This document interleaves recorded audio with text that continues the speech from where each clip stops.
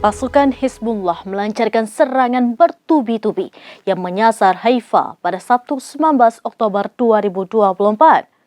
Serangan ini dilancarkan setelah kematian pimpinan Hamas Yahya Sinwar.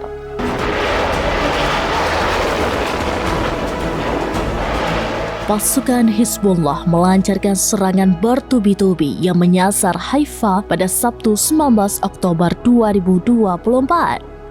Serangan ini dilancarkan setelah kematian pimpinan Hamas Yahya Sinwar.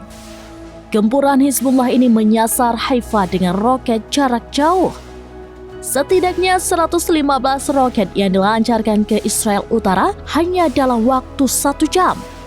Pasukan Israel juga mengkonfirmasi serangan beruntun dari Lebanon itu.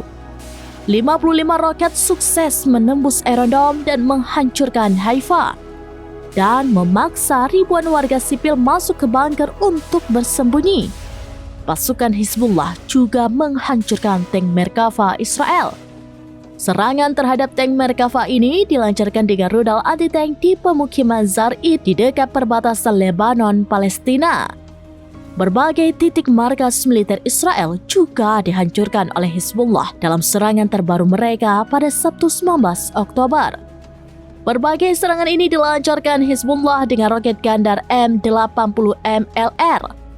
Peluru M80 sendiri merupakan roket kaliber 80 mm berukuran panjang 95 cm dan berat 10 kg.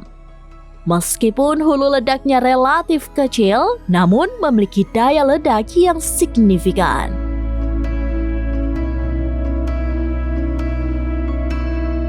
Demikian informasi terkini, Syadaralun, saksikan terus beragam informasi lainnya. Jangan lupa like dan share seluruh akun serambinews.com.